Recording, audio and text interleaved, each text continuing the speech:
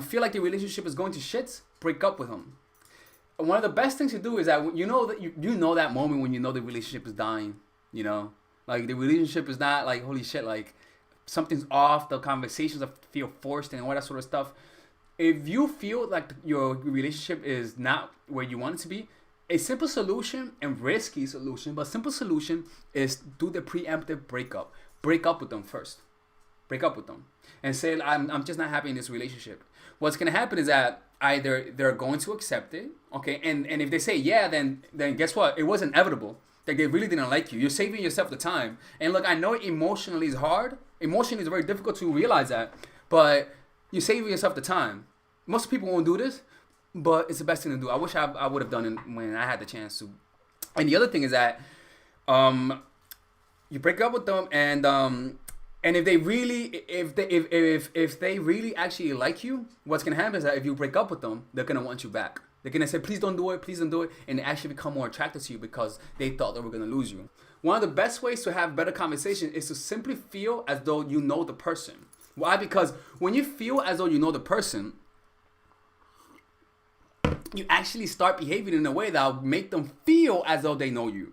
It's one of the craziest things. Like people, there were so many times when I would approach a girl and they'll tell me, they'll tell me that the interaction was as though I knew the person for a while. And even better, people who would see me approach would think that I knew them for a while, and they'll see them rejecting me and they'll think that it went well.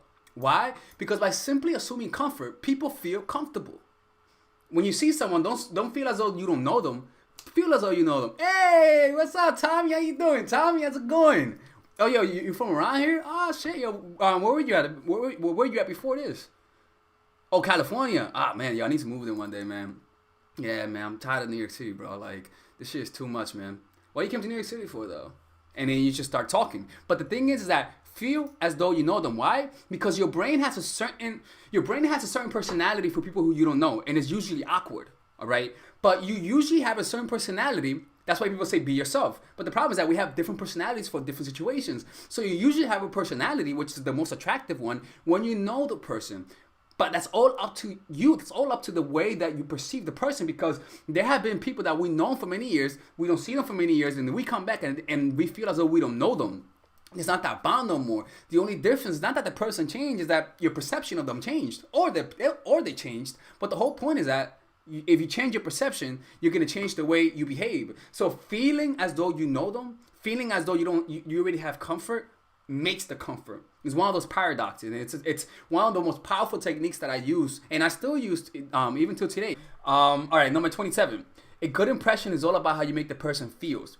All right, so simply stop focusing on making the person feel good and stop focusing on trying to impress them. Simply focus on making them feel good and making them have fun. All right, so it's not about what you say. Remember, like I said earlier, that's why I told you guys to shut the fuck up. I love saying that.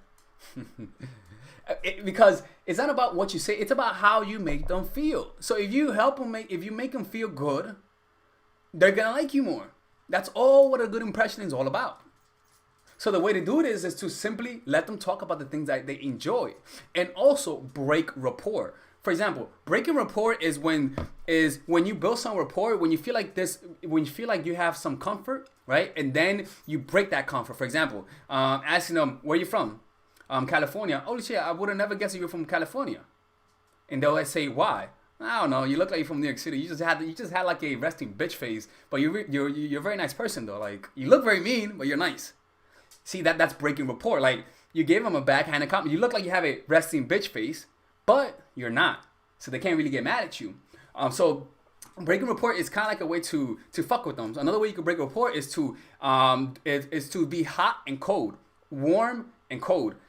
Push him away and then pull him to you. Like, I love you, I hate you. Love you, I hate you. You know, that little dynamics. That's how you break rapport. And so what's gonna happen is that because you're breaking that rapport, they're gonna feel like they lost something. And because they feel like they lost something, they'll work to regain it. All right. And so those are all emotional responses. And so the more emotions you make the person feel, the more of an impression they're gonna have on you. The most memorable people and the most memorable events in our lives are usually the ones that involve the most emotions. All right. Number 28. When meeting someone new, feel excited. So when you meet someone new, actually feel excited. Remember, mirror neurons. If you actually feel excited to meet someone, they're gonna feel excited to meet you. You feel it in their energy, and this is one of the most powerful techniques because it's one of those things that people forget to do. Hey, what's up, man? Hey, what's up? No, fuck that shit, man. Hey, how you doing? Come here. Yo, no, fuck that. Give me a hug, man. Like, feel as though you actually know them. And if you feel that compassion, like you see them as though you see them as though it's a long lost friend that you haven't seen in a good while, they're gonna be like, "What, do I know him?" But they're actually gonna feel good because of the positive attention that you're giving them. I love doing that. And when I meet people, that's how I actually greet them with actual warmth in my heart, right? Oh, miss you, want you to be here. Oh, it's like dogs. You know, when they see you, they feel excited and they run towards you and they want to give you a hug and they want to be around you and all that sort of stuff. Sorry. Growled. All right, number 29.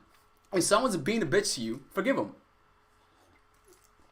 The worst thing in the world is being offended because you keep that inside. It becomes a thorn.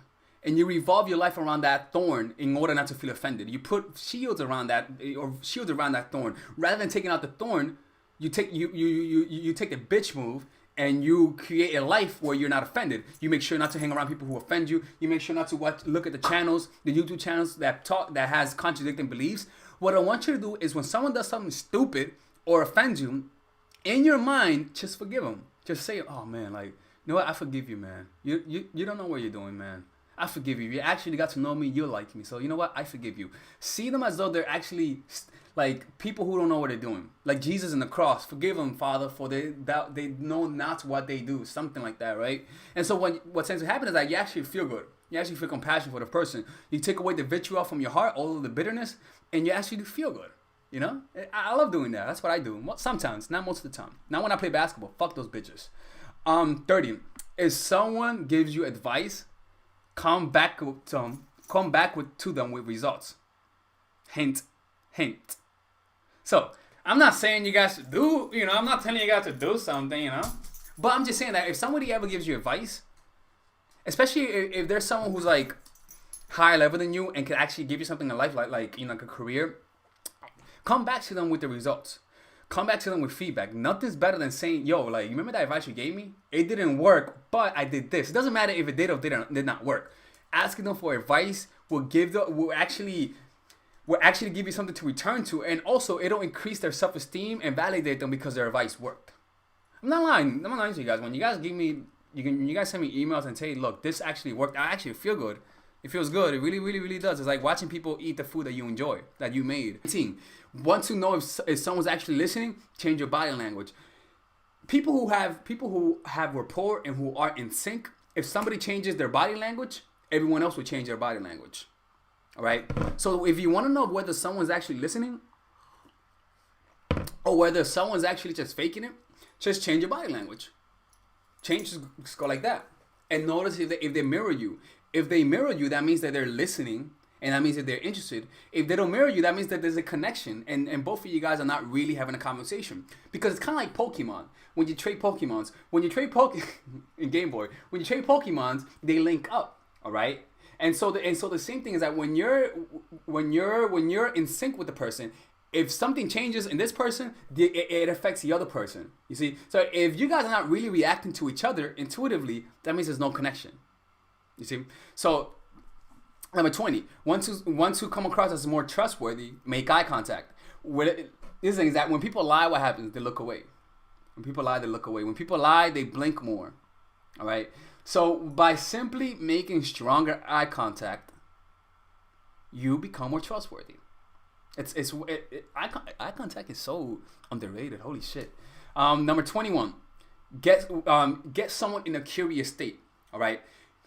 When you're meeting someone, you have to get them in a curious state, in a state of, who is this person? Okay? So to get someone's interest into what you have to say, just say this. You know what? You kind of surprised me. Pause and let them respond. And they'll always say, why? Then, now you have their undivided attention. Now you can say like, Well, because but before I say that, yo, did you know that blah blah blah blah? For example, you say, you know, you kind of surprised me, and they say why. You act as though you're gonna answer, but you cut the thread and talk about something else. Well, for example, you kind of surprised me. Well, for real, why? Well, before I say that, do you know that blah blah blah blah? Now, what's gonna happen is that deep down, they're like, I want to know why. I want to know why. I want to know why. But they're listening to you. Deep down, you're already planting in them to listen to you by using that, so they'll pay more attention to you.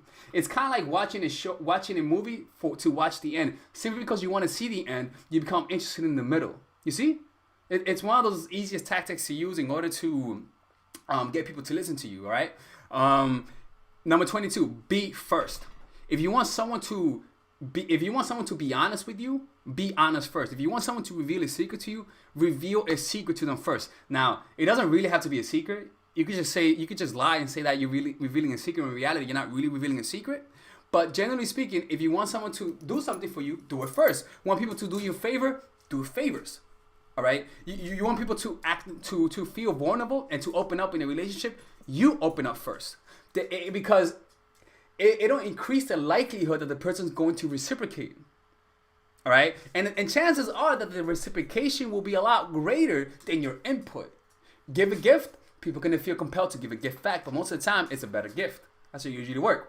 All right, ladies and gentlemen, if you guys ever want to learn how to use your feminine energy to influence people, learn how to use your masculine energy to become more assertive, and also learn how to blend both energies to improve your dating life, your spiritual life, honestly, your relationship life, your family life, your career life, this is the course for you. If I had to make a course for my nieces, I have two nieces, one is 19 and one is 15. 16. Holy shit. Oh my God, he's a bad fucking uncle. He's a bad uncle. Get him. Shut up, Melissa. You should get this course, right? And this is the course that I will make for them. So, for example, watch the curriculum, right? In the first week, we're going to be showing you how to establish a strong masculine foundation without letting it hurt your feminine energy. This masculine foundation is a source of who you are, right? It's your bodyguard. Without this, whatever feminine energy you create will be destroyed by the outside, because your masculine is your shield. So we'll talk about goal setting. We'll talk about how to develop a serious attitude. We're going to be talking about how to use more logic, how to use more goal-oriented behavior. It's more how to be a man. Now the next one is how to embrace the feminine energy, right? This one would teach you about how to minimize excessive masculine traits, developing self-awareness, healing abundant feminine energy, regulating your emotion, mastering voice qualities and facial expressions, surrendering control, and allowing pain to be felt. This is honestly, this will supercharge, like Kaioken, your masculine energy. After that, we have femininity in the workplace, and how to be feminine in the workplace without letting people take advantage of you, and the nuances of how women of power should behave versus women who are subordinates in the workplace, and even the dress code. This is based on psychology, people. It's kind of insane. I'm actually excited about this one. The next week, we talk about navigating the labyrinth of male and female friendship, and this a lot of women find confusing, so we talk about that. And how to identify envious friends, how to identify the good friends, how to keep male friends, and how to keep female friends. Week 5, we talk about how to release the burden of the past and stop and destroy mental projections. This is actually really powerful. And then week 6, we talk about how to increase your observational power so that you could read people better. And we have a bunch of bonuses. The course starts at $99, and you guys can pre-order the course today at $69 before it goes out. If you're watching this, most likely I'm in the meditation retreat, so I will be praying for all of you guys. And just click on the description down below of the video. Right there, you'll see it, and you could pre-order that course. It's gonna be out by the end of next month or the beginning of February of March. One of the two, people, because I have a 10-day retreat to do, and I want to finish the course after the retreat, because I think the ideas are gonna be so much better. All right, man. I'll see you guys later. Pre-order, man. I'm closing the channel.